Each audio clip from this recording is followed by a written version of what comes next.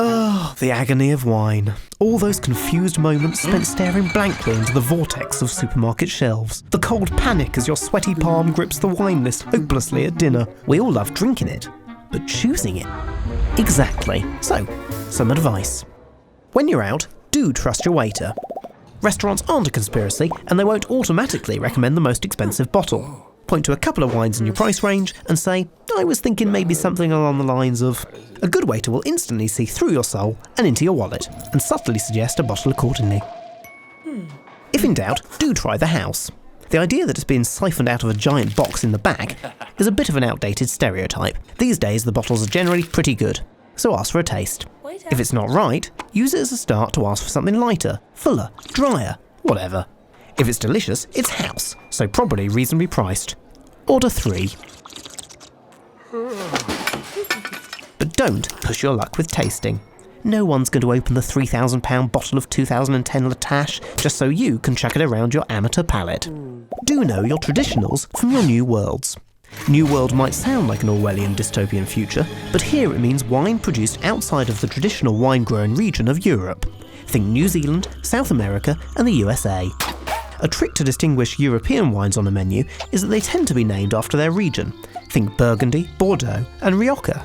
Whereas New World producers name their wines after the type of grape, like Chardonnay, Merlot and Sauvignon.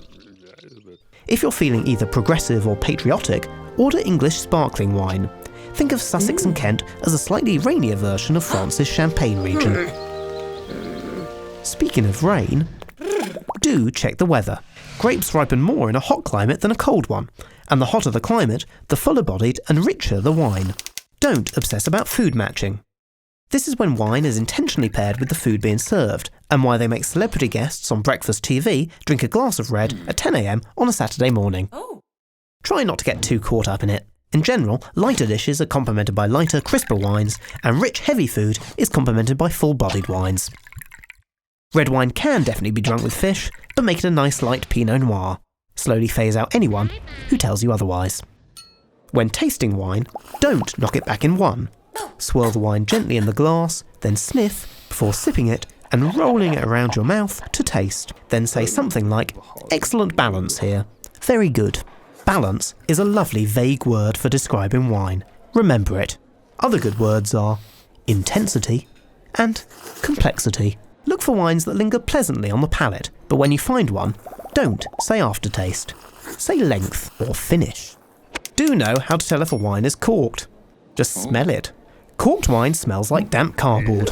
Although it's not harmful, you should always send corked wine back. Word of advice, try not to finish the bottle before you complain.